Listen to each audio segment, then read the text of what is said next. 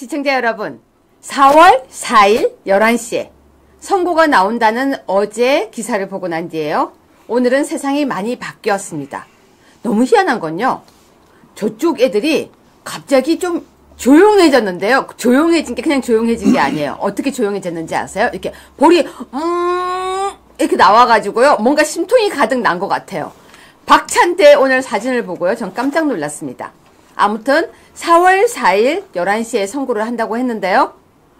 온갖 이야기들이 나오기 시작했어요. 저 깜짝 놀랐습니다. 12월 3일 날 계엄을 했는데 123일째 되는 날 윤석열 대통령을 탄핵할 거야 이런 얘기부터 시작해서요. 온갖 이야기들이 다 나오기 시작하는 거예요. 그런데요. 아주 웃긴 기사를 봤습니다. 챗GPT에 윤선고 결과 예상을 물어보니까요. 인용 가능성 90%다 라고 하는 또라이 기사가 나와서 제가 챗GPT에게 오늘 물었습니다. 자, 법무법인 정준계 변호사님 모시고요. 방송 시작하겠습니다. 안녕하세요. 네, 반갑습니다. 저도 물어봤습니다. 정준계 변호사님도 물어보셨어요? 네, 그렇습니다. 근데 챗GPT가요, 지금 정말 인용이라고 대답을 한 거 맞을까요?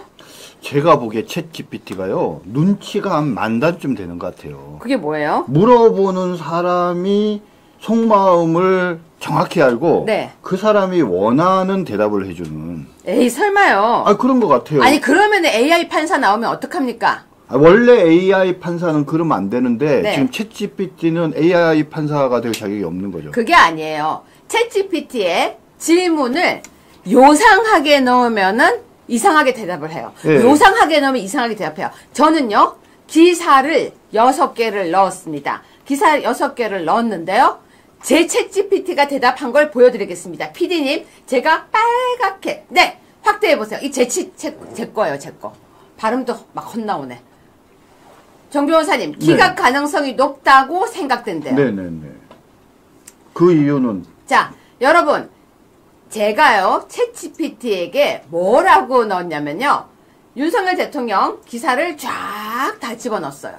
그런 다음에 4월 4일 11시에 이제 선고다. 저 위에 글자 보이시죠? 너 생각은? 제가 이렇게 질문했죠. 너 생각은? 그러니까요. 헌법재판소 판결은 법리적 판단과 정치적 고려가 복합적으로 작용하는 만큼 확실한 예측은 어렵지만 현재까지 경황을 보면 기각 가능성이 높다고 생각됩니다. 자, 여러분 어떠십니까? 저희 챗GPT가 이렇게 답을 했어요. 분명히 기각이라고 했어요. 기사 보여주세요. 챗GPT의 윤 선고 결과 예상 물어보니 인용 가능성 90%, 기각 10%라고 했다라고 기사가 나왔습니다. 이건 무엇을 뜻하냐면요. 저들이 급한 거예요. 무서운 거예요. 자, 정 변호사님 어떠십니까? 네, 방금 말씀하신 것처럼 이제 눈치를 본다라는 말의 의미가요. 그러니까 질문하는 사람이 가진 질문의 의도에 맞게 네. 대답을 한다라는 취지입니다.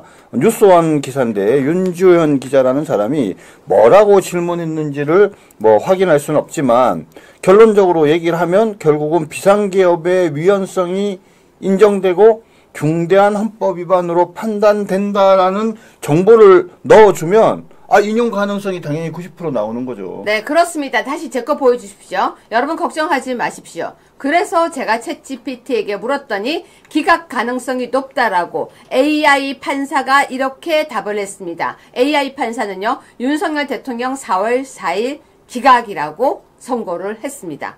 그런데요, 여러분 정말 이 선고에 대한 날짜에 대한 이야기가 수천 가지가 나와요. 그리고 날짜에 대해서 이렇게 해서 인용이 될 거야, 이렇게 해서 기각이 될 거야, 이래서 기각이 돼, 이래서 인용이 돼, 이렇게 얘기가 나오는데요. 속보 하나가 떴습니다.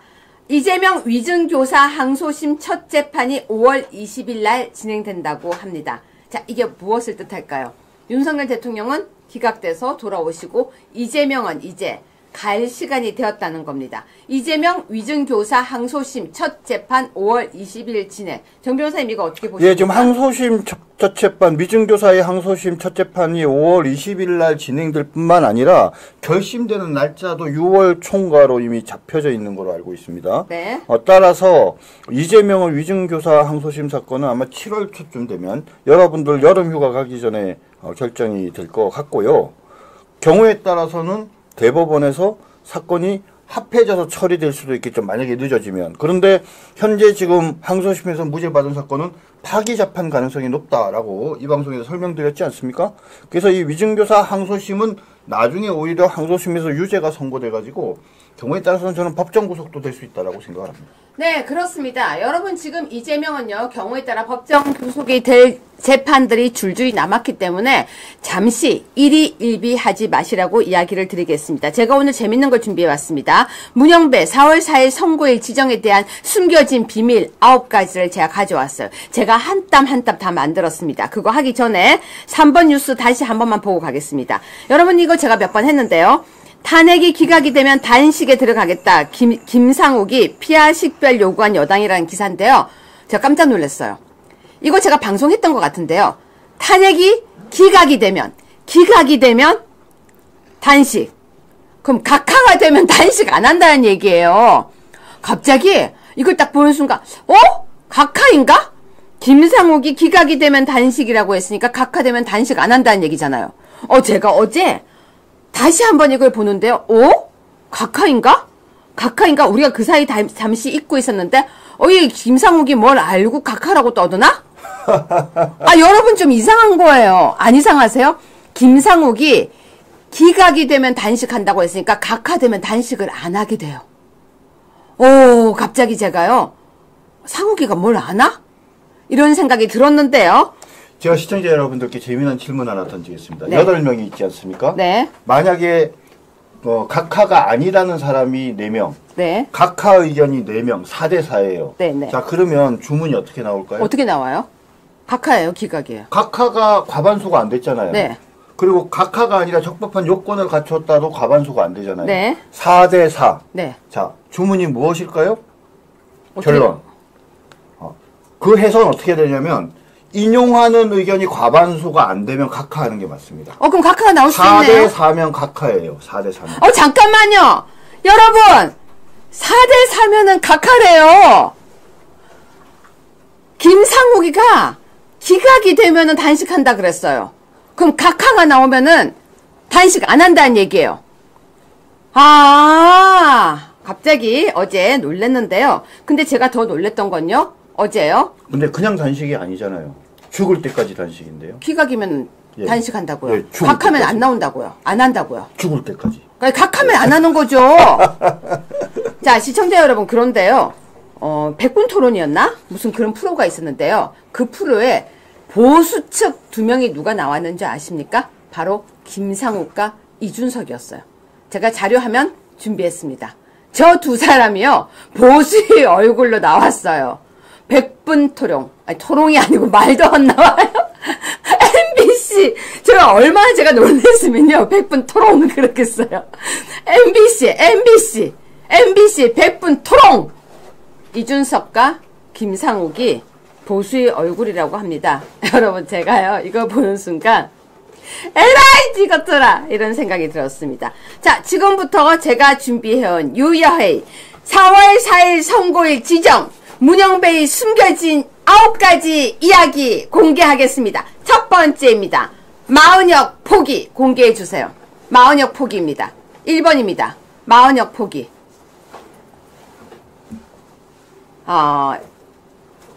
무조건 마은혁을 데려와서 숫자를 채우려고 애쓴 거예요. 5대3이면. 그런데 아무리요 문영배가 용가리 통뼈라고 해도요 5명이 안 되는 거예요. 5명이 안 되는 거예요. 그래서 마은혁이 들어와도 안 돼. 자꾸 뒤로 밀어봐야 소용이 없어. 그냥 마은혁 임명하는 것까지 못 기다리겠어. 우리 임명하겠어. 라고 했을 것이다. 그래서 4월 4일이라는 설입니다. 1번입니다. 정 변호사님 보충해 주세요. 예, 그 마은혁 포기라는 게 매우 중요합니다. 마은혁이 들어가서 인용이 될 수 있다면 민주당과 문영배 그리고 좌파들이 그거를 그냥 가만히 있었겠어요? 뭐 그들이 말한 것처럼 진짜 한덕수 탄핵 뭐 해서 새로운 법을 만들어서라도 아마 반드시 그 마은혁을 집어넣었을 거예요. 근데 마은혁을 집어넣는데 2가지 지금 모순이 생긴 거예요. 첫 번째는 뭐냐면 방금 말씀드린 것처럼 마흔역이 들어가서 6대3이 되어야 하는데 6대3이 아니라 4대4 또는 뭡니까? 4대5야. 그죠? 그러면은 5대4나 4대5가 되면 마흔역 들어가도 소용이 없지 않습니까? 그게 첫 번째고요. 두 번째는 뭐냐면 마흔역을 악착같이 넣으려고 넣다가 보니까 마흔역이 들어가면 변론을 갱신해야 되지 않습니까? 그러면 4월 18일 이전까지 판결을 선고할 수 있는 또 방법이 없는 거예요. 그러니까 마흔역이 들어갔는데 문영배랑 이미선이랑 둘이 빠지면 자기네들한테 이익입니까? 손해입니까? 손해잖아요.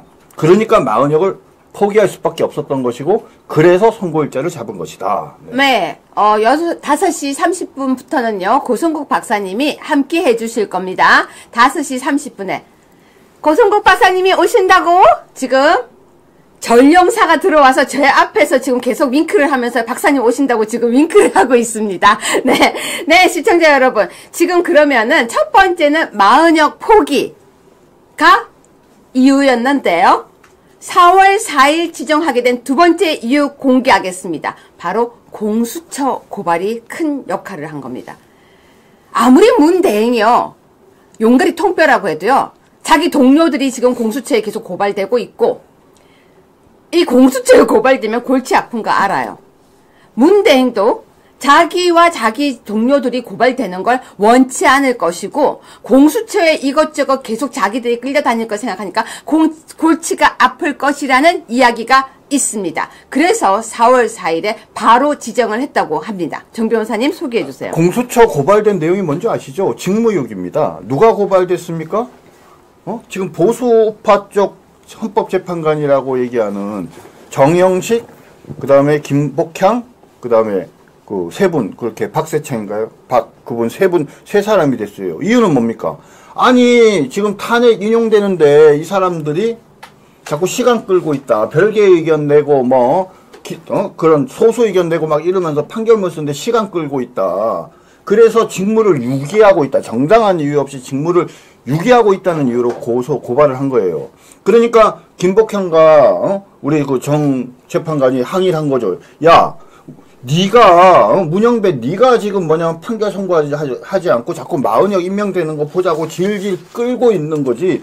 우리가 지금 시간을 끄는 게 아닌데 마치 우리가 시간을 끄는 것처럼 지금 고발을 당해서 우리가 지금 가서 조사를 받게 되는 상황이 됐는데 다 네 책임이야. 네 책임. 네가 책임져. 이렇게 된 거죠.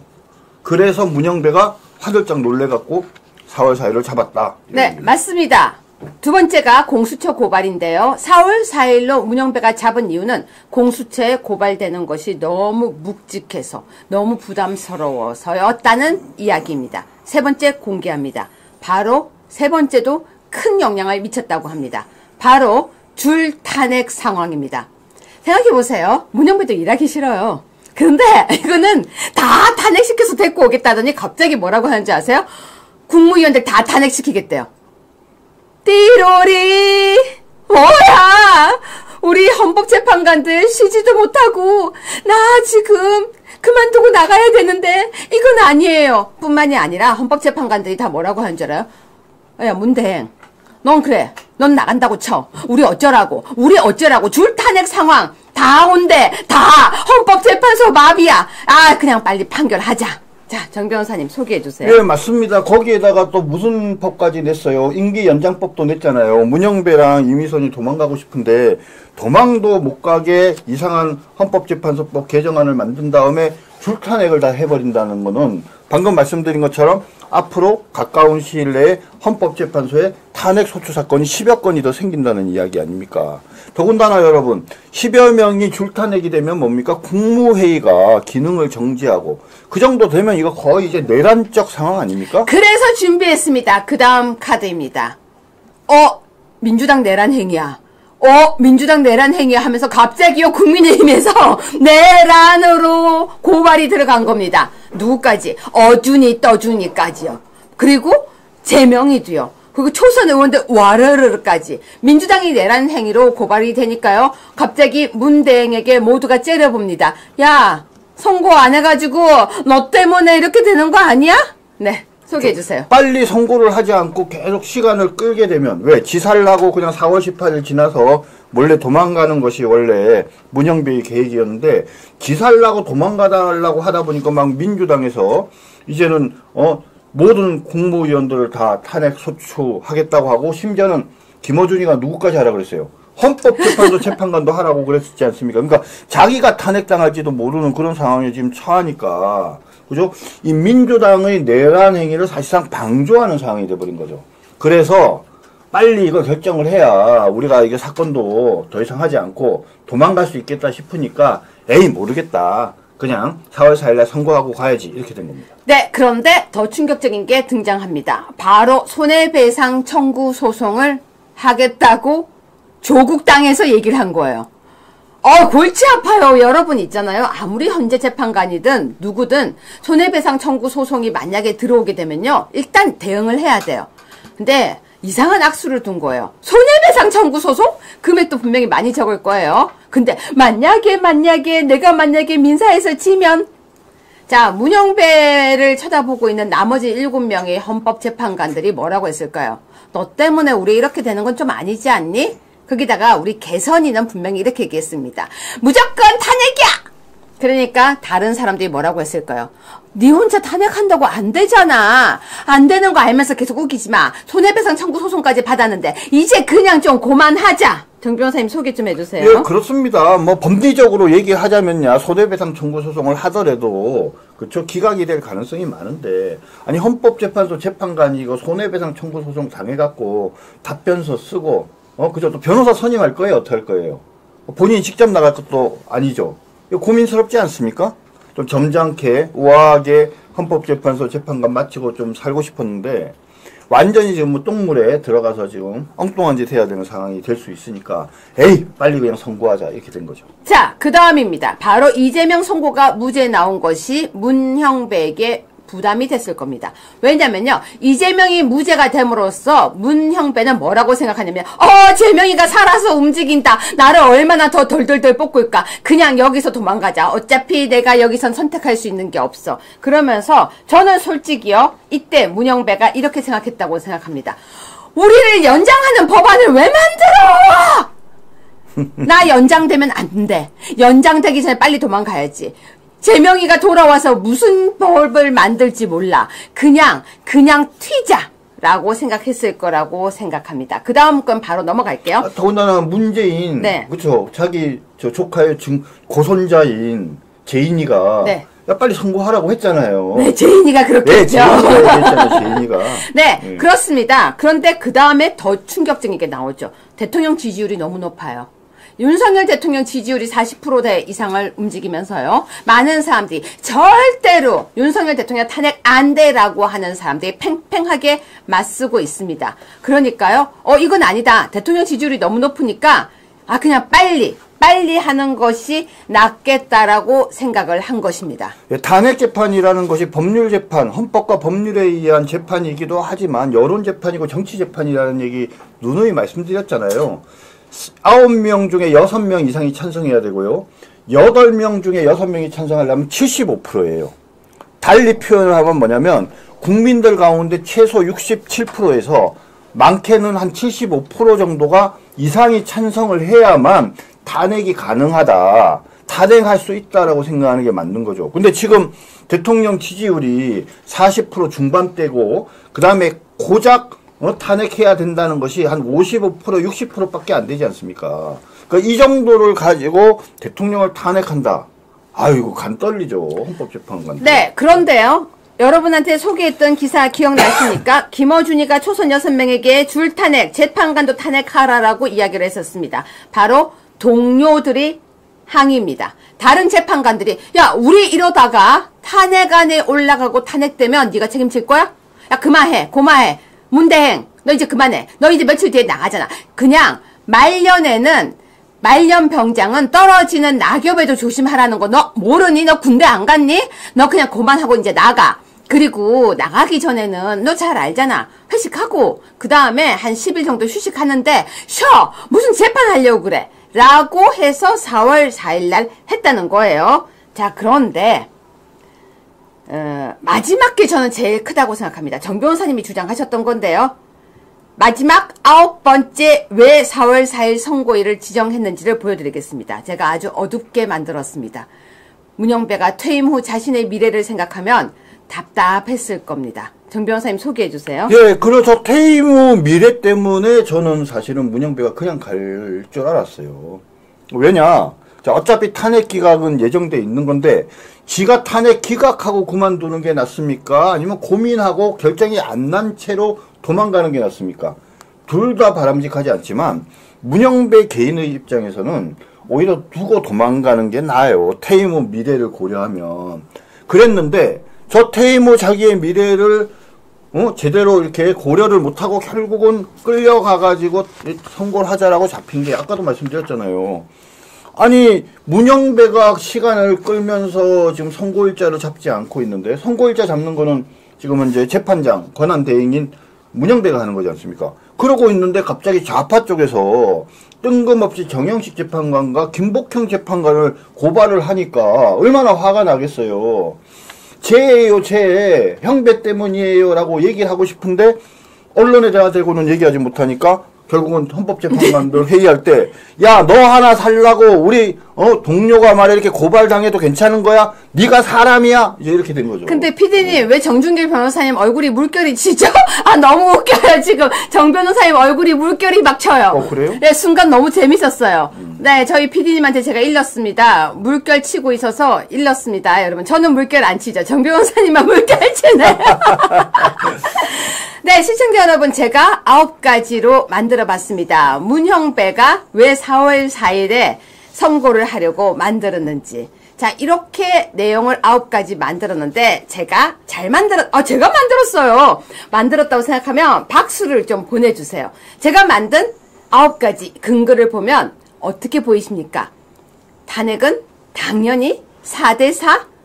저는 기각인 줄 알았는데 각하예요. 그러면은 김상욱은 밥을 안 굶어도 된다는 거예요. 아, 하늘이시여 기각이라고 써주세요. 기각이라고 써주세요. 라고 기도를 해야 될 판국입니다. 저는 여기 한 가지를 더 해야 된다고 생각합니다. 뭔데요? 네. 우리 태극기 애국 시민에 대한 두려움. 그게 바로 이 안에 다 들어간 예, 뭐 거죠. 그게 기본이 지지율에 들어간 거죠. 얘기인데 결국은 뭐 같은 얘기긴 하지만 네. 결국 제가 좀 그래서 다시 한번 좀 강조하고 싶은 거죠.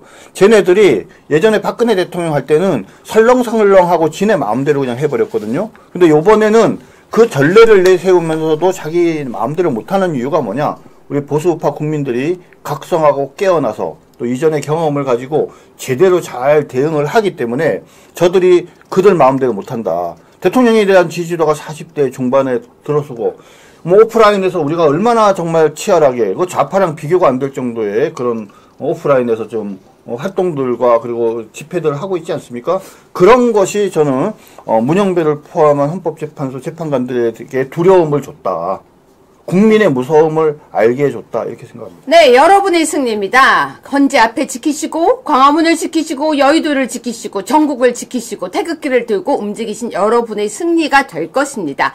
여러분 제가 4월 4일 왜 문영배가 선고일을 지정했는가에 대한 고민을 하면서 저는 학자잖아요. 모든 기사를 다 모은 거예요. 기사를 다 모아서 정리를 해보니까 방금 제가 보여드렸던 9개의 키워드가 딱 나오더라고요. 그래서 그 9개의 키워드로 정리를 다시 해서 다시 챗GPT에게 물었습니다. 피디님, 제가 물었던 거 다시 보여주세요.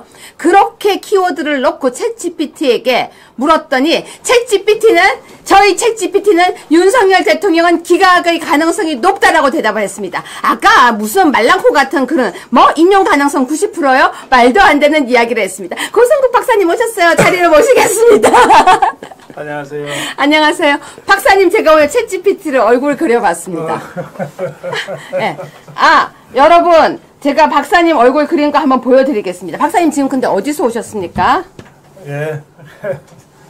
일정 소화하다가 왔어요. 아니 광화문이 아니고 헌재 앞은 안 가셨습니까? 오늘 밤에 갑니다. 오늘 밤에 가십니까? 네. 저도 따라 나가겠습니다. 예, 밤 9시부터 네. 저희 고성국 TV 생방송으로 네. 헌재 앞 취재하면서 네. 꼬마 김밥도 좀 함께 나누고 또 잠깐 지금 비가 오고 있는데요. 네. 큰 비는 아니지만 좀 겨울비라서 춥잖아요. 그래서 그 은박지 보온담요. 네. 그것도 좀 가지고 나가서 밤샘 철야 투쟁하시는 우리 자유우파 시민들께 좀 나눠드리려고 합니다. 네, 저도 오늘 따라가서 네, 같이 그러시죠. 하겠습니다. 예. 챗GPT 좀 보여주십시오. 저희 박사님을 만든 것 좀 보여주십시오. 박사님, 챗GPT예요. 박사님 기사를 넣었어요. 아, 그래요? 기사를 넣고 고승국 TV도 넣고 영상을 넣었더니요. 예. 그걸 다 모아서 박사님 방송에서 안타까운 표정으로 이렇게 하실 때가 많았대요. 아, 그래요? 챗GPT가 분석을 해줬어요. 이렇게 박사님이 안타까워 하셨다라고 분석을 해줬어요. 웬 아저씨가?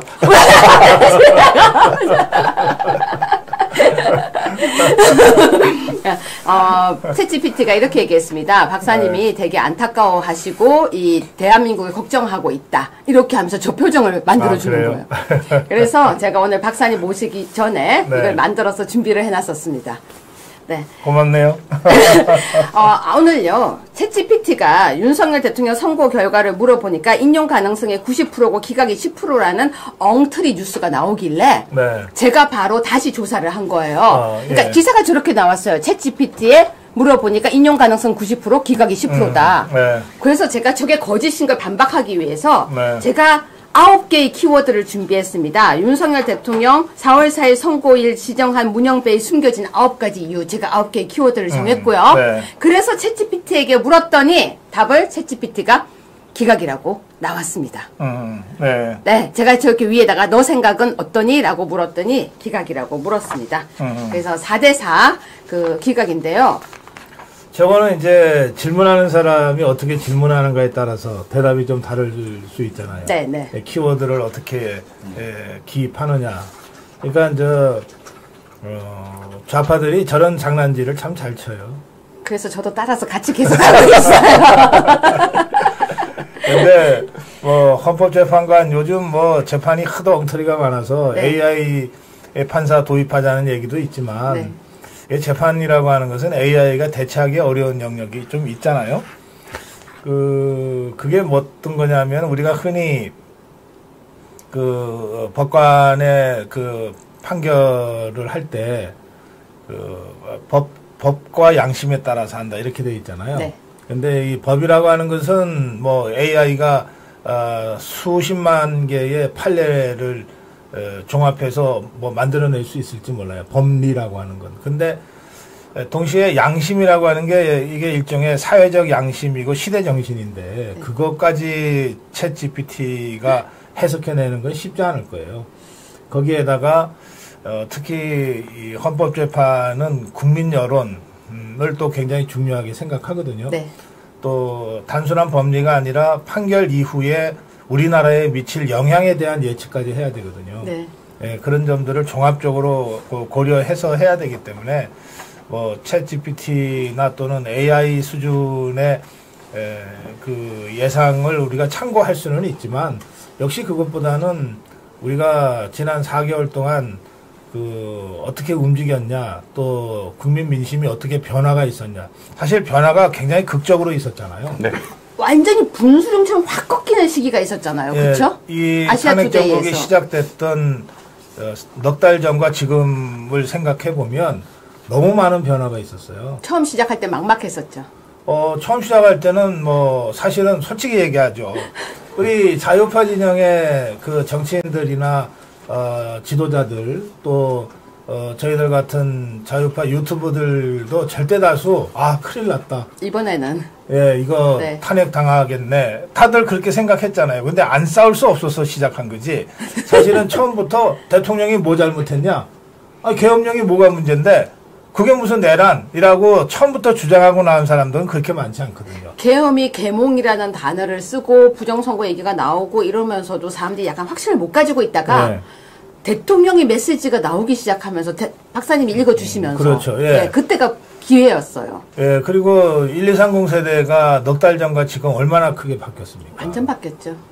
또 그런가 하면은 기성 언론들이라서 굳이 분석할 것까지도 없지만 네. 우리 아시아 투데이 빼놓고는 신문 같은 신문이 없잖아요. 근데 네. 어쨌든 그 기성 언론도 불과 한 달 전까지도 압도적으로 당연히 탄핵될 거야. 그리고 윤석열 대통령 내란죄 범했어라고 주장했거든요. 네. 근데 지금 그렇게 주장하는 언론 하나도 없거든요.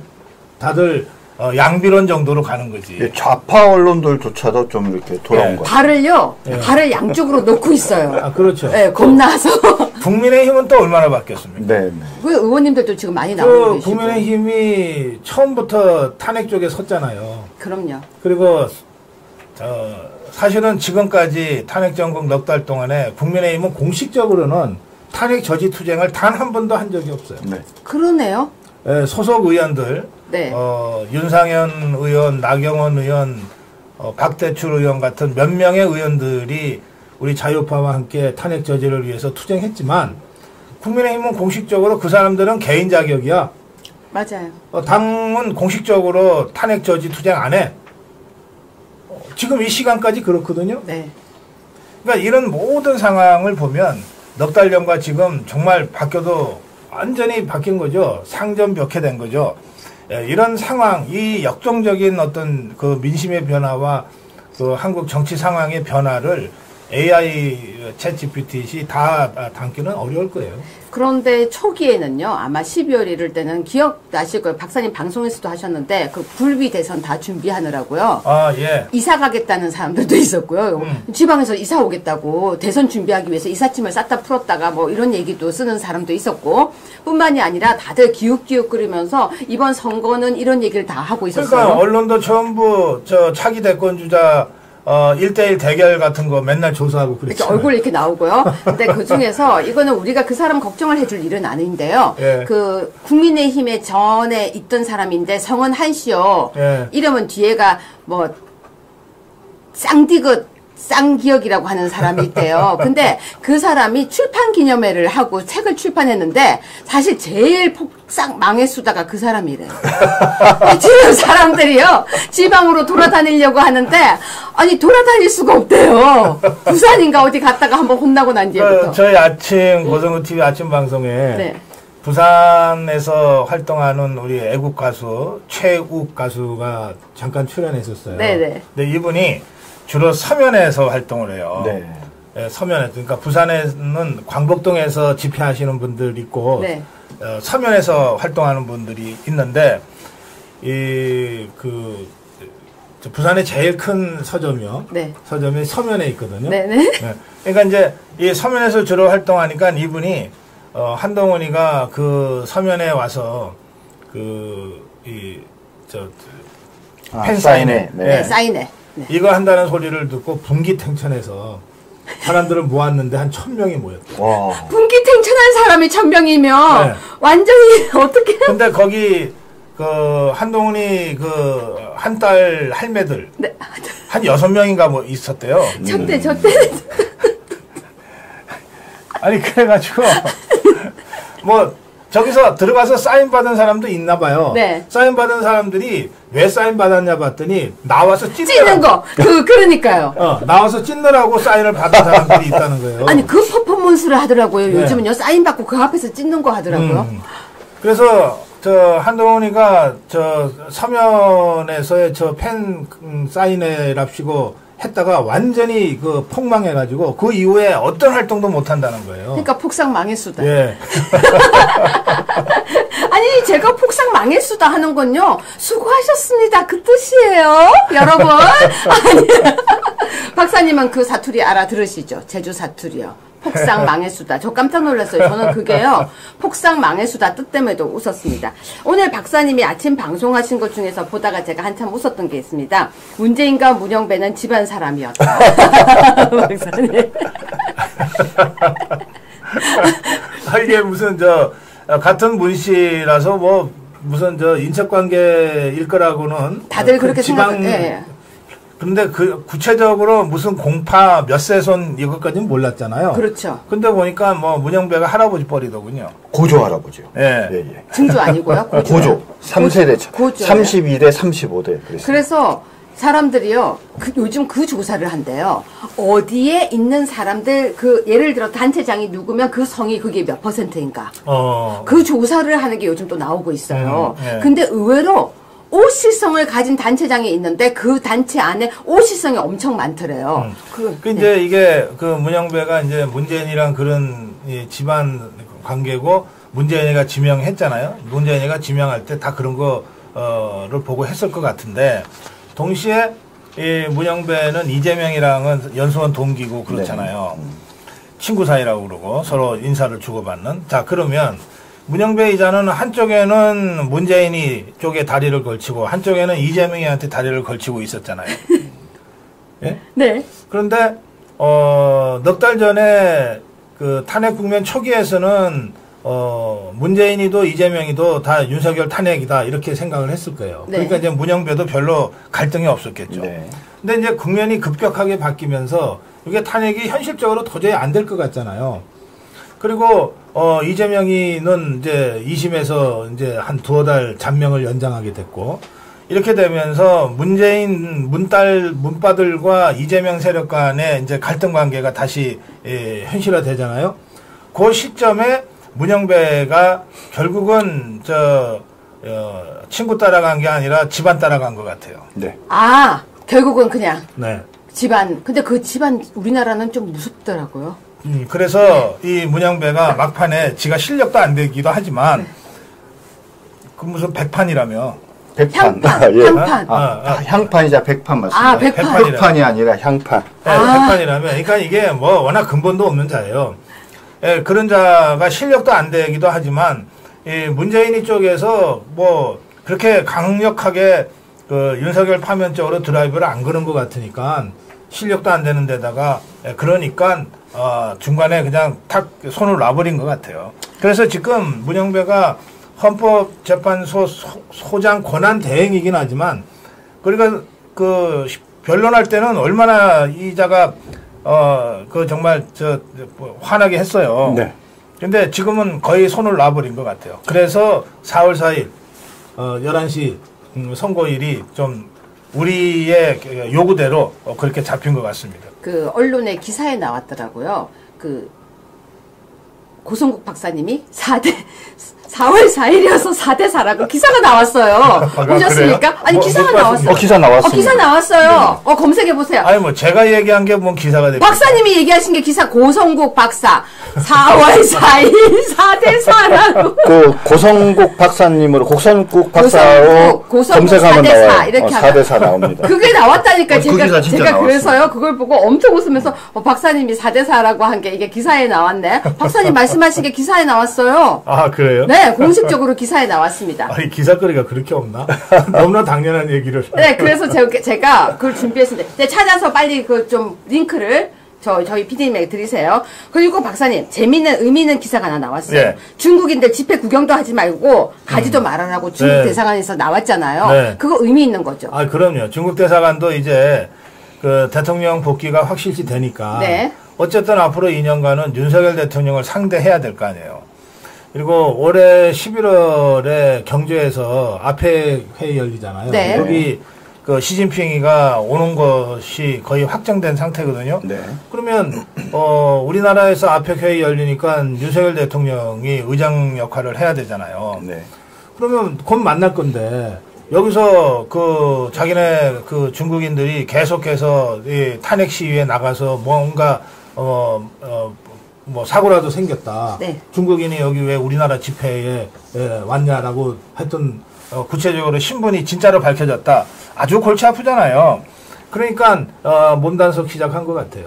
그래서 중국인들 집회 구경도 하지 말라, 나가지도 말라, 탄핵 선거 앞두고 중국 대사관이 당부했다고 하는데요. 이게 그냥 당부가 아니라고. 네. 완전히 중국 학생들에게도 네. 공통지가 가고 있대요, 지금. 그러니까. 그러니까 네. 나가지 말라는 거예요. 네. 근처도 가지 마라. 그 채널 A의 야랑이라는 기사인데요. 4월 4일 숫자는 알고 있다. 이렇게 얘기하면서. 네, 지금 나왔습니다. 예. 기사 나왔습니다. 4월 그래요? 4일 숫자는 알고 있다. 네. 이렇게 기사가 나오면서요. 네. 밑에 자 고성국 평론가 네. 오늘 4월 4일 대통령 탄핵 선고 4대 4로 복귀가 유력시 된다. 예. 근데 아니 저건 뭐 우리나라 국민이면 누구나 다 그렇게 생각하니까 사실은 뉴스거리도 안 되는데. 근데 고성국 예. 박사님 이름으로 저게 딱 기사가 나갔어요. 기분이 어떠십니까? 아니 나한테 좀 물어보고 하지. 저거 어디서 땄는지 모르겠어요. 어느 뉴스에서 어디서 예, 보고. 오늘 제 아침 고성국 TV 보고 했겠죠. 아니요, 예. 저게 어제 나왔어요. 어제 어제 고성국 TV에서 방송을 하시면서 지금 쇼츠로 만들어 놓은 거에 다대사 있습니다. 저거. 그러니까 지금 그걸 보고 어제 저녁에 저 뉴스를 한 거예요. 그렇군요. 그리고 사람들이 저 뉴스를 보고요. 또 4대4가 확 퍼지기 시작했어요. 그 채널 A가 취재를 열심히 하네. 예. 제가 볼 때 채널 A 칭찬해줘야 돼요. 그래요? 그렇죠. 그래서 이제 박사님. 동아일보랑은 약간 뭐 결이 좀 다르긴 하다 그러더라고요. 예, 근데 또 재밌는 뉴스가 있어요. 경찰청장 대행이 헌재 선고 후 극렬 시위 가능성에 경찰 총동원이 내려졌어요. 지금 내려졌는데 예. 또 약간 경찰들이요. 네. 조금 생각보다는 지금 좀 그렇게 세지는 않을 것 같아라고 또 한대요. 네, 네. 근데 이거는 제가 진짜 재밌는 얘기 들은 얘기인데요. 뭐라냐고 하면은 그렇게 큰 사고는 안 날 것 같아라고 한다는 거예요. 그럼 저도 그렇게 생각해요. 네, 그럼 이거는 어떻게 해석을 해야 될까요? 이건 뭐냐면요. 네. 왜 150년 전에 칼 막스가 공산주의 선언하고 공산당 선언하고 공산주의 혁명을 주창할 때 그때는 이 노동자들이라고 하는 게 막스의 말에 따르면 이럴 거는 이 쇠사슬밖에 없다. 네. 그러니까 진짜 무산자 대중인 거예요. 네. 예. 그런데 150년이 지났어요. 정말 세상이 좋아졌죠. 그래서 지금 좌파는 전부 다 기득권이 돼 있어요. 좌파가 기득권이 된 거죠. 저 민노총 평균 연봉 1억이 넘잖아요. 넘죠. 언론 장악하고 있는 저 언론 노조 이것들 전부 연봉 1억 이상 되는 자들이잖아요. 네. 그다음에 좌파 것들 중에서 뭐 껐덕껐덕하면서 좀 저 한다는 자들 전부 다 강남에 집 있고 예. 애들은 미국 가 있고 네. 그렇잖아요. 그러니까 이 자들이야말로 진짜 우리나라의 기득권들이에요. 그럼요. 그러니까 이것들은 잃을 게 너무 많아. 네. 그래서 말로는 뭐 온갖 뭐 저 이 뻥소하고 뭐 이제 공포탄 쏘고 하지만 막상 그래 좋아. 그럼 너 모든 걸 걸고 한번 해볼래? 행동 나설 자들이 거의 없어요. 네. 쫄보들이죠. 그렇죠. 네. 그리고 이 민노총 집회도 보시면 아시겠지만 저것들 출퇴근 출석 그런 거 하는 식으로 하잖아요. 그래야 수당을 더 주니까. 그러니까 이것들이 이른바 한 150년 되는 이 좌파 공산주의 혁명의 전통에서 보면 아예 썩을 대로 썩고 나태할 대로 나태해진 좌파인 거예요. 기득권 좌파인 거야. 수구 꼴통들인 거예요. 따지고 보면. 그러니까 이것들이 자기들이 보기에 대통령이 파면돼서 이재명이가 대통령 되면 좋지만 아니 뭐 설사 기각돼서 윤석열 대통령 복귀하더라도 내가 그거를 저지하기 위해서 내 목숨 걸고 내 재산 다 걸고 내 가족 걸 일은 뭐가 있냐? 그냥 또 나는 월급 타고 그냥 맞아요. 큰 소리 치면서 살면 되지. 맞아요. 그렇게 생각하니까 이것들이 대통령 복귀를 해도 기각 각하돼서 대통령 복귀를 해도 거기에 목숨을 걸고 덤벼들 것들은 거의 없다는 거예요. 근데 박사님, 네. 저쪽 애들이 이번에 우리가 집회하는 걸 보고요, 뭐라고 제일 많이 얘기했는 줄 아세요? 네, 뭐라고 얘기했어요? 쟤네 왜 자꾸 먹는 거 줘? 근데 왜 이렇게 다양하게 줘? 처음에는 어묵 줬죠? 커피 줬죠? 그러다가 꼬마 김밥도 줍니다. 아니 갑자기 꼬마 김밥도 나왔는데요. 뿐만이 아니라 떡볶이에 뭐 다양하게 먹는 게 나오면서 사람들이 그런데요. 사실 먹는 거는 뭐 거의 다 나왔어요. 우리 한남 대첩할 때가 굉장히 추웠잖아요. 네. 그때 제가 현장에서 본 것만 하더라도 피자도 나왔고, 피자도 나왔어요. 찐빵도 나왔고, 햄버거도 나왔어요. 햄버거까지 있었어요. 예, 햄버거도 나오고. 박사님 찐빵도 돌리셨고. 예, 네. 저는 찐빵도 하고 어묵도 했는데요. 또 잔치국수도 했죠. 뭐 하여튼 밖에서 먹을 수 있는 거의 모든 음식들이 남아돌 정도로 나왔어요. 네. 그런데 막상 투쟁 현장에서 제가 취재하면서 만난 우리 자유파 국민들은 네. 정말 목숨 걸고 다 하셨거든요. 네. 다 목숨 걸고 다 나오셨어요.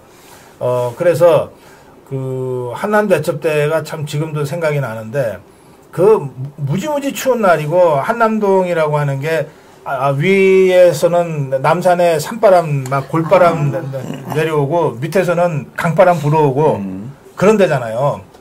거기에 꼬박 밤을 샌 분들이 연세 많으신 분들이에요. 그러니까 그분들이 음박 담요도 없이 그냥 이렇게 요런 상태로 그냥 밤을 새신 거야. 그걸 보고 젊은 청년들이 우리가 밤새겠습니다. 돌아가세요. 들어가세요. 이렇게 된 거거든요. 그게 제일 감동이었어요. 예. 저는요. 어르신들 들어가세요. 그 멘트가. 그러니까 1230 세대의 계몽이 대통령의 대국민 담화를 통해서 이루어진 것이지만 동시에 현장에서 정말 목숨 걸고 투쟁하는 우리 자유파 국민들의 그 진정성을 네. 젊은 청년들이 처음에는 호기심으로 그리고 실제 와서 보니까 자기들도 도저히 할 수 없는 그 정말 절박한 투쟁들을 하고 계시잖아요. 네. 그걸 보면서 청년들이 정말 감동한 거예요. 그래서 마음이 움직이고 행동이 나가고 그러면서 일파만파 퍼지게 된 거죠. 거기다가 우리 그 야광봉 있잖아요. 네. 이렇게 긴 야광봉을 이렇게 흔들면 그게 그렇게 또 약간 있어 보이는데요. 그렇지. 이게 옛날에 걔네들 드는 촛불 수준이 아니고 야광봉이 큼지막하게 해서 이렇게 한 반짝반짝하면 밤에 이렇게 흔들면 다 같이 흔들면 응원도 되지만 되게 있어 보였다. 왜 나왔냐면요. 네. 저것들이 촛불을 들었는데 촛불이 밤에 일렁일렁 하면서 하니까 이게 사람이 많아 보이고 또 좀 무섭게 보이거든요. 혁명적 분위기가 연출되거든요. 그래서 저것들이 집회를 밤에 한단 말이에요. 낮에 촛불 들어봤자 왜 보이기는 합니까? 그러니까 이게 하나 갖고 좀 부족하니까 양손에다 하나씩 들고 했어요. 촛불 양쪽에 그리고 들고. 바람에 꺼지지 않게 그 종이컵 안에다 넣어서 했어요. 네. 그래서 그게 곧바로 그런 식으로 판매하는 게 나왔어. 그러다가 야 진짜 촛불이 아니라 거기 작은 전구 같은 거 넣는 이게 나왔어. 근데 뭔가 많아 보이고 싶거든. 있어 보이고 싶거든. 그러니까 마침내 좌파들이 이 긴 막대기에 여러 개를 꽂은 거가 나타난 거야. 머리에 풍선 달고요. 그렇지. 예. 그래갖고서 한 사람이 이렇게 막 그러니까 흔들면은 한 사람이 여러 사람이 되는 거예요. 이런 그 잡스러운 짓들을 했어요. 맞아요, 맞아요. 그걸 이제 우리가 다 보잖아요. 그래? 그럼 우리는 경광봉이다. 더 세게. 근데 사실은 우리는 집회를 늘 낮에 하잖아요. 맞아요. 낮에 하니까 경광봉은 낮에 흔들어도 크게 그거 맞아요. 안 보이는데 한남 대첩을 하면서 우리가 밤에 투쟁하지 않을 수 없게 된 거야. 광화문 집회는 일부러 밤에 하질 않아요. 낮에 하죠. 네. 그런데 한남 대첩은 낮밤에 없었잖아요. 그러니까 밤에 투쟁하다 보니까 흔드니까. 이 위험하기도 하고 또 좌파들이 언제 침탈할지 모르는 상황이었거든요. 그러니까 그자들이 저렇게요. 오지 못하게 하기 위해서 경광봉을 몇 사람이 들기 시작했어. 아, 처음에 시작은 그렇게 됐군요. 네, 몇 사람이 들었어요. 주로 이제 그 질서를 유지하기 위한 차원에서. 근데 저걸 보고서 우리 자유파 시민들께서 경광봉을 무더기로 사서 현장에다가 막 공수를 한 거야. 네. 그래서 누구나 다 경광봉을 들게 된 거죠. 그렇게 해서 지금의 저 장면이 만들어진 겁니다. 그리고 또 하나 더 있어요. 그 왜 은박담요 오늘 나눠주러 가시는데요. 네네. 그 은박담요가 사실 이번에 키세스 초콜릿 담요라고 유명해졌는데 저도 이제 그걸 가져가서 이렇게 해봤지만 얇아요. 얇은데 은근히 이렇게 감싸면 또 따뜻해요. 근데 다 같이 그렇게 하고 있으니까 뭔가가 우주 전사 같고 그랬는데 그 아이디어가 고승국 TV에서 나왔다는 제보를 제가 들었습니다. 네, 저희들이 그 정말 추운 날 투쟁을 하셨기 때문에 네. 뭐 이 핫팩 같은 거는 뭐 수도 없이 저희들한테 보내주셨어요. 네. 우리 자유파 시민들이 한남동에 직접 나가서 나눠주기가 좀 그렇잖아요. 그러니까 저희 방송국으로 보내주셨고 저희들이 그거를 매일처럼 공수해서 현장에 나눠드렸는데 그 과정에서 우리 애청자 한 분이 그 은박담요라고 하는 게 있는데 이게 원래 용도는 뭐냐면요.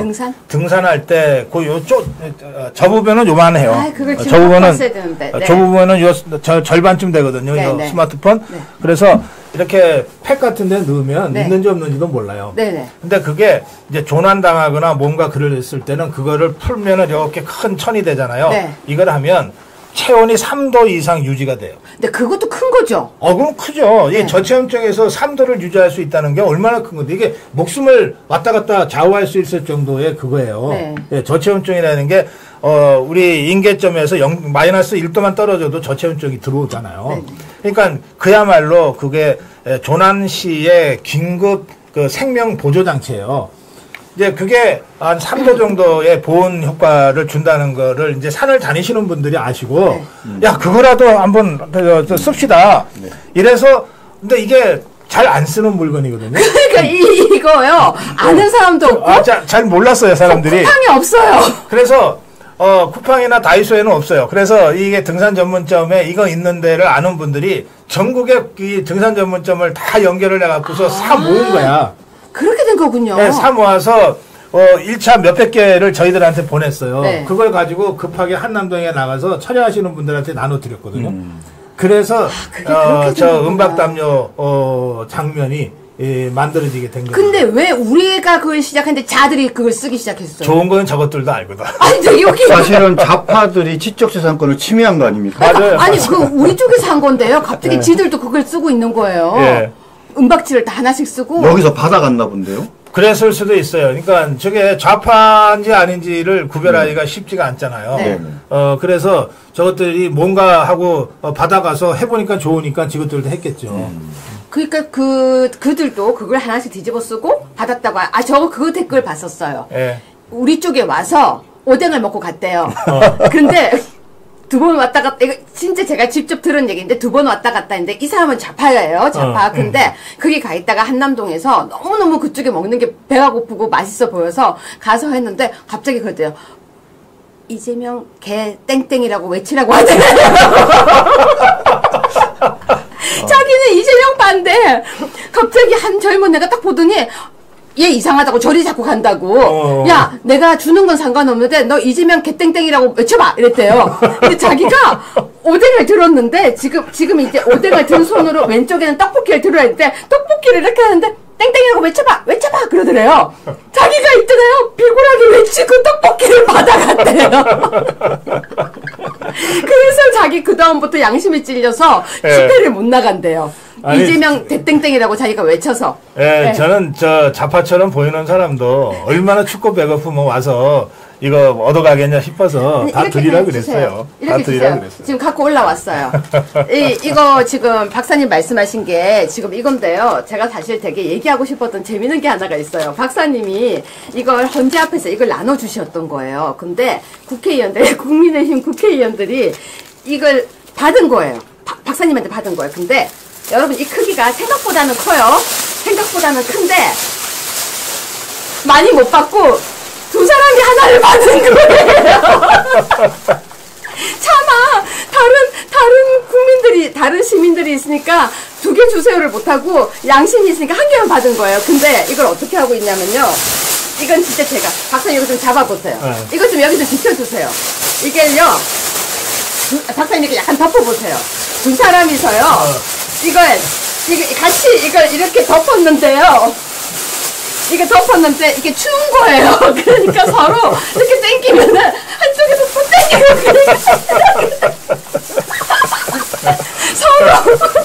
서로 이걸로. 그러면서 나중에 뭐라고 하시냐면 내가 음박담요를 당기면서 헌재 앞에 앉아 있어 놀아라고 이야기를 하셨다고 합니다. 제가 참 그거 보면서 그것도 추억이잖아요, 박사님. 네. 그렇죠? 그리고 저기 이제 어묵 푸드트럭이요. 네. 이게 어묵이 저도 요번에 푸드트럭 하면서 알게 됐는데 어묵은 다 같은 어묵이 아니래요. 그럼요. 어묵이 맛있다 맛없다라고 하는 거는 밀가루 퍼센트. 밀가루 퍼센트. 밀가루가 많이 들어가면 아무래도 밀가루도 떡처럼 되니까 그래서 어묵의 그 감칠맛이 안 난대요. 그러니까 어묵가루가 많이 들어가야 되는데 그러면은 단가가 올라가잖아요. 네네. 근데 이제 우리 자유파 진영의 푸드트럭 운영하시는 분들은 다 진짜 막 열혈 자유파들이세요. 네. 그래서 이분들이 좋은 거요. 평소 자기들 안 쓰는 고급 어묵을 이 푸드트럭에 갖고 나오신 거예요. 예. 그러니까 어묵은 뭐 정말 우리 5천만의 간식이니까 그 새로울 것도 없지만 현장에서 먹어서 맛있기도 하지만 이게 진짜 고급 어묵을 썼기 때문에 진짜 맛있다고 느끼신 거예요. 네. 예. 그래서 그런 점에서는 이게 뭐 꼭 뭐 저희들 같은 이 자유파 유튜버나 또는 연단에서 그 집회를 이끌으신 우리 자유파 지도자뿐만 아니라 심지어는 이름 없이 그 푸드트럭 봉사하시는 분들까지도 진짜 정성을 다해서 이번 탄핵 저지 투쟁에 다 동참하신 겁니다. 그래서 제가 또 그 푸드트럭의 어묵 뒷얘기를 또 하나 해드릴게요. 네. 집회를 다니시면서 너무 맛있는 어묵을 드셨대요. 그래서 아 어묵이 이렇게 맛있는 거구나라고 아셨는데 어느 네. 날 기차역에서 파는 어묵을 보고 사 먹고 어묵이 너무 맛이 없어서 왜 집회에 어묵이 맛있냐고 저한테 물으신 분이 예. 계셨습니다. 그게 이유가 다 그게 있어요. 이유가 이거였습니다. 예. 자, 박사님하고 재미난 얘기를 했는데 그래도 이 부분은 짚어야 될 것 같습니다. 박사님 오늘 재산신고 누락 혐의 이병진 의원이 1심에서 당선 무효형이 나왔어요. 네. 일단 민주당에 한 사람이 또 문제가 생긴 거예요. 아, 예. 예, 이거 조기 총선이 곧 올 것 같습니다. 지금 뭐 이 재산 누락이야 선거법으로 허위사실 공표죄로 하는 거지만 더 심각한 범죄들이 많습니다. 이를테면 돈봉투 사건 이것들이 아직 네. 경찰 수사도 안 받고 있어요. 네. 돈봉투 아 사건. 맞네요. 그 송영길이는 감옥 가 있는데도 맞네요. 그런데도 막상 돈 받은 것들이 있잖아요. 네. 그 중에는 막 달라 그래서 가져간 적극적으로 이 뇌물을 챙긴 자들도 있거든요. 네. 이런 것들도 이 국회 방탄복 뒤에 숨어가지고서 아직 조사도 안 받고 있어요. 그런 것들이 지금 10명 가까이 되고요. 그다음에 이번에 그 대통령을 불법 체포하고 불법 구금했잖아요. 네. 그 과정에서 이 더불어민주당 종북주사파 저것들이 얼마나 바깥에서 압력을 가했습니까? 직권남용을 했습니까? 그리고 이것들이 줄탄핵했는데 한 명도 탄핵 안 당했잖아요. 그렇네요. 그러면 이것들이 목적이 뻔하잖아요. 직무 정지를 시키기 위해서. 그래서 정부 기구의 활동을 정지시키기 위해서 아닌 줄 알면서도 탄핵을 해버린 거 아닙니까? 네, 맞습니다. 그런 경우들이 많거든요. 그러면 이런 것들에 대해서는 직권남용죄가 다 적용이 돼야 되는 거예요. 네. 그러면 사실은 저 192명 야당 국회의원들 전원이 다 이재명 포함해서 전원이 다 이 직권남용에 해당되는 범죄를 저지른 거예요. 공동으로. 네. 그러니까 이런 차원으로 저는 이 대통령 복귀 이후에 심각하게 우리 이 시민사회에서 문제를 제기해야 된다고 생각해요. 이진숙 방통위원장님도 지금 무고 그렇죠. 고발한다고 하시더라고요. 제가 말을 하나만 좀 덧붙이자면 네. 사실은 지금 대통령 빨리 복귀하시고 그 다음에 우리 법무부 장관이 빨리 복귀를 해야 됩니다. 법무부 장관이 해야 될 일은 크게 세 가지인데요. 하나는 이제 민주당에 대한 위헌 탄핵 정당해산을 진행해야 되고요.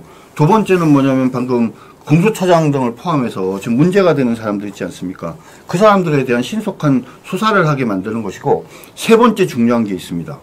상설특검을 바로 발동을 해야 됩니다. 아시겠지만 상설특검은 국회에서 다수결로 정하기도 하지만 법무부 장관이 야 이거 상설특검 필요해 라고 하면 바로 진행할 수 있지 않습니까? 그래서 상설특검을 해서 지금 우리 고 박사님 말씀하신 그런 중요한 사건들에 대해서 아주 정광석화처럼 이번에 헌법재판소가 윤석열 대통령 탄핵 재판 그렇게 막 말도 안 되게 진행되는 거 못지않게 빠르게 진행해야 된다고 생각합니다. 네, 시청자 여러분, 고 박사님과 이야기를 하다 보니까 벌써 고 박사님이 들어오시고도 40분이 됐네요. 아, 시간 다 됐어요? 네, 제가 한참 음박지 들고 이야기를 한참 더 할 수 있었는데 저 정말 재밌었어요. 왜냐면 음박지 하나도 소중하게 정말 많은 사람들이 이 은박지에 몸을 돌돌 싸고 있습니다. 바깥에 비가 내리고 있다고 합니다. 그러니까 저희 방송 끝나고 난 뒤에는 고 박사님은 헌재 앞으로 가실 건데요. 헌재 앞에 갈 때는 저희가 이걸 다 챙겨서 가서 비 오면 좀 이렇게 비 피하시라고 챙겨서 갈 겁니다. 자, 박사님께 마지막으로 질문을 하나를 더 드리면서 마무리하려고 합니다. 일단 짧다면 짧지만 길다면 긴 전쟁인지 전투인지 알 수 없는 매일 같은 시간들을 보냈는데요. 4월 4일 11시 이제 어떻게 보면은 대한민국이 다시 시작하는 시간이 옵니다. 박사님은 대통령이 오신다는 주문이 딱 읽어지고 나면 제일 먼저 무엇을 하시겠습니까? 예. 아니 담배 한 대 피운다 그런 얘기 말고요. 진짜 무엇을 하시겠습니까? 예, 사실 대통령이 복귀하면 그때부터 새로운 전쟁이 시작됩니다. 네. 예, 대통령이 해야 될 일들이 너무 많아요. 많은데 이 경중완급이라고 그러잖아요. 경중완급에서 제일 중요한 거는 중한 것. 경중의 중자지만 급하게 해야 될 것은 완급의 급이거든요. 그래서 급하게 해야 될 일과 중하게 꼭 해야 될 일들이 조금 다를 수가 있어요. 네. 그것들을 잘 소팅하는 거, 가려내서 배치하는 거가 굉장히 중요합니다. 맞네. 대통령은 한 사람이고 대통령이 복귀하더라도 국회는 여전히 종북주사파들이 압도적 다수고, 그다음에 지금 대통령실과 정부 내각은 거의 절반 이상은 지금 망가진 상태 아닙니까? 그런 상태에서 의혹만 앞세우고 네. 막 이것저것 하다 보면 진짜 급한 일을 놓치는 수가 있고 진짜 중요한 일을 허투루 하는 수가 있어요. 네. 그래서 이런 부분에 대해서는 대통령이 넉 달 동안 직무정지 상태에서 많이 생각하고 가다듬었을 거예요. 네. 또 감옥에 들어가서도 정말 내가 다시 대통령으로 일하게 된다면 이것만은 해야 되겠다, 이렇게 다 생각을 정리하고 있겠습니다만, 어쨌든 이 경중왕급의 급한 일, 또 경중왕급의 중요한 일, 이런 것들을 잘 가려내는 일부터 해야 되겠다, 그런 말씀을 좀 드리고요. 이렇게 대통령이 중심이 돼서 다시 국가 시스템이 돌아가고 국정이 정상적으로 돌아가는 동안에는 좀 우리 자유파 국민들은 너무 막 이런저런 주문과 요구를 쏟아낼 게 아니라 네. 대통령이 어느 쪽으로 움직이는지를 잘 살펴서 거기에 힘을 실어주는 방식으로 좀 이 운동 방식을 바꿔야 된다, 그런 말씀이 듭니다. 그리고 아까 제가 오면서 뉴스를 봤는데 제가 뉴스를 보다가 좀 웃음이 났는데 그 말씀만 마무리할게요. 네. 우리가 이제 광화문 집회나 또는 세이브 코리아 집회는 다 기독교 성직자들, 목사님들이 주관하셨잖아요.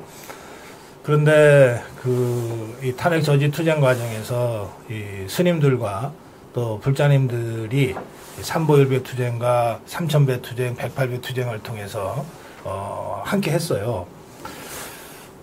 근데 이제 이 대통령 복귀가 확실시 되니까 이제 좌파 것들 중에는 야, 이거 이제 어차피 글렀다. 그런데 마지막에 우리도 투쟁했다는 거 하나는 기록에 남기고 사진은 찍어놔야지. 이런 것들이 많아요, 지금. 갑자기 이것들이 막 거리로 나와서 철야를 하네, 뭐 하네 그러는데 그 중에 네. 그 조계종의 무슨 좌파 조직이 있나 봐요. 거기도 이제 스님들이 몇 사람 있는 모양인데 이 사람들이 갑자기 오체 투지를 하고 나서 라고 신문이 크게 떴어요. 이거 아니에요? 오체 투지는 땅에서. 네, 그렇죠. 온몸을 몸에 땅에다 대는 거죠. 그 이제 네팔 티베트에서 하는 수행 방법인데, 그래서 제가 이거 정말 좌파들이 절박한가 보다 그러고 봤어요. 네. 그따고 웃었어. 왜요? 그 기사에 의하면 네. 조계사 대웅전에서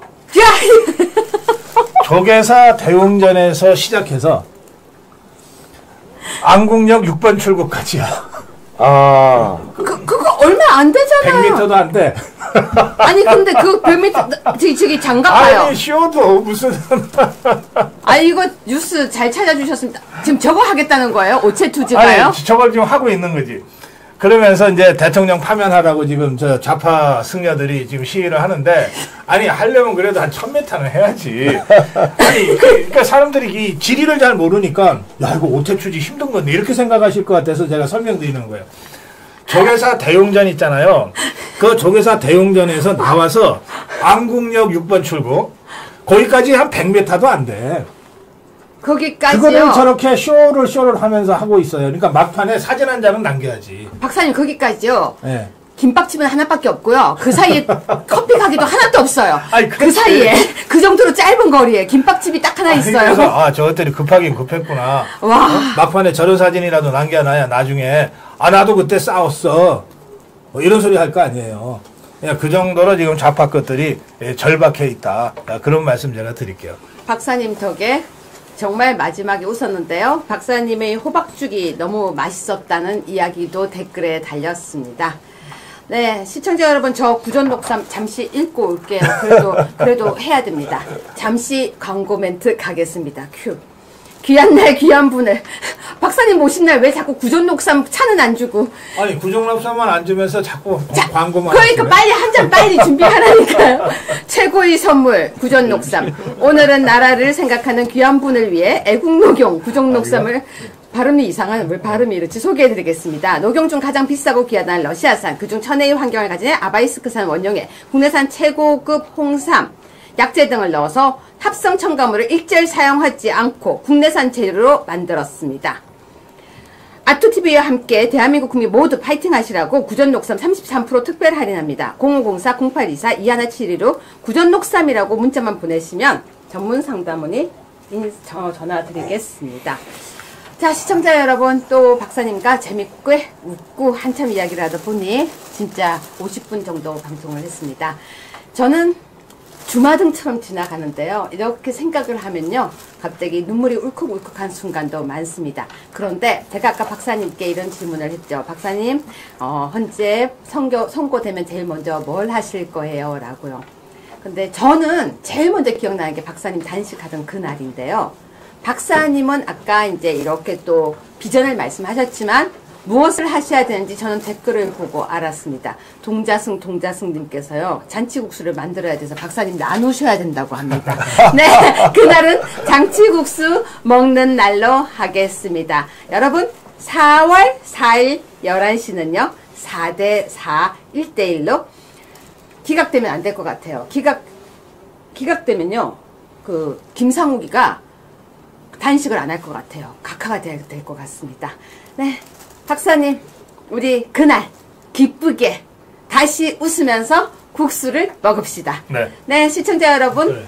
고성국 박사님과 법무법인회 정준길 변호사님과 그리고 우리 이승주 PD님 그리고 또 박경련님 그리고 모든 시청자 여러분께 감사 인사드리면서요, 은박지 나눠주러 가겠습니다.